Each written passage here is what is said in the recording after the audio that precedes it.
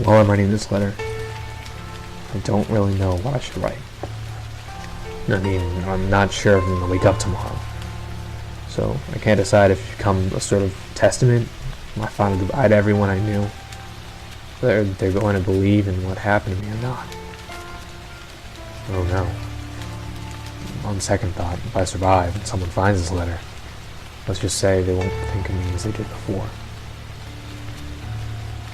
Nothing is certain for me at the moment, and I'm writing all this to get rid of my burden.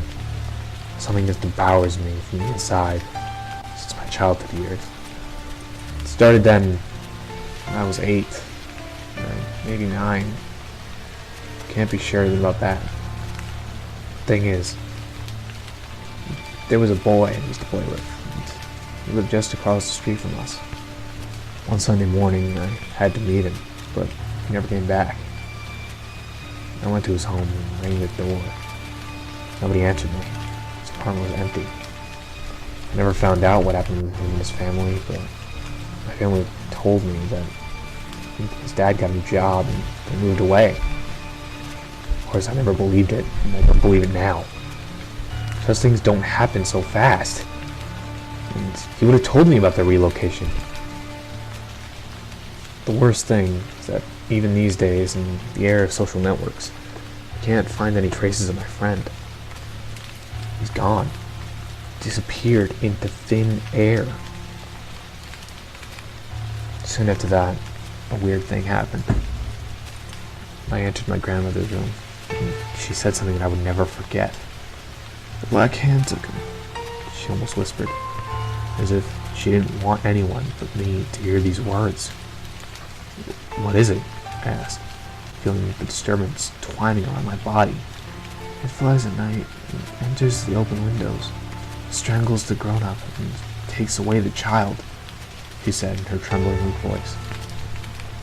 Where does it take it? I asked. She never answered my question.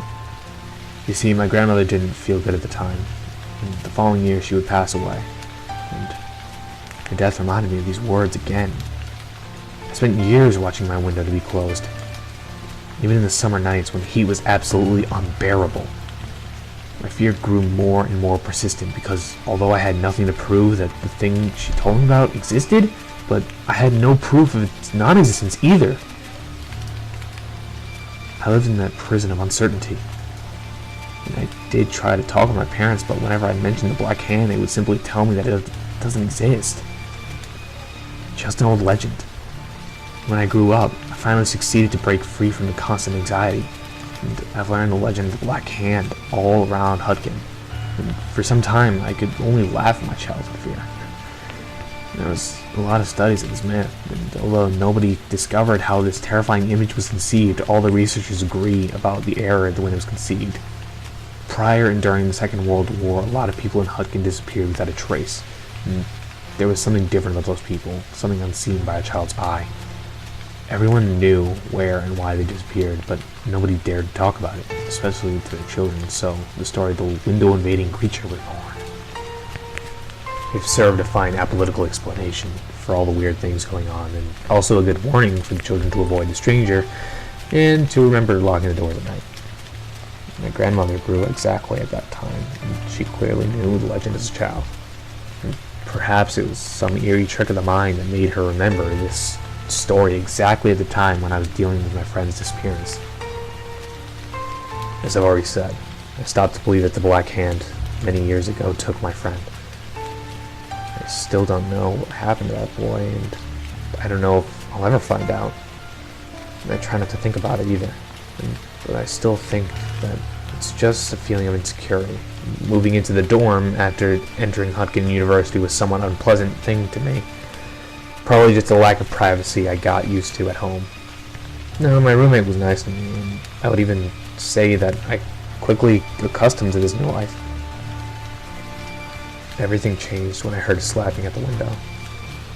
Couldn't fall asleep, so I paid attention to that noise.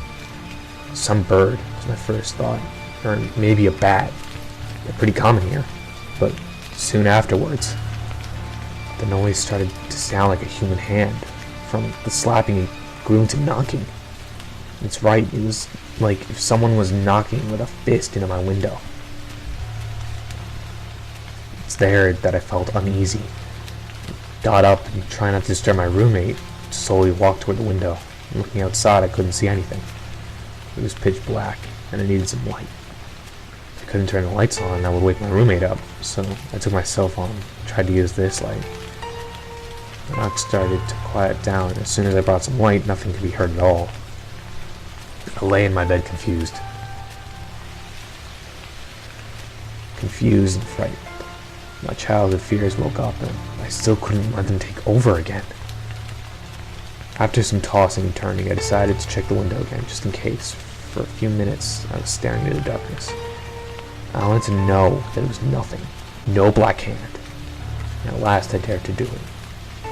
I opened the window. Yesterday morning I woke up late and I terribly overslept, missing some of my course. However, I had some other things to worry about. The window was closed, and I presumed my roommate had done it before going out, but he never came back, and he still doesn't answer the phone. I worried about him, and so did the others. Some say he left the college to move out of the city with his girlfriend. I want to believe that. I want to believe that. But tonight I can't be sure. I'm not a child. And I don't believe in silly stories. I'm not superstitious, but I'm afraid. I'm afraid because I'm alone. And nobody can tell me that my fears have no ground. I've heard a knock on my window. But tonight, I'm going to sleep with a open window. I just need to be sure.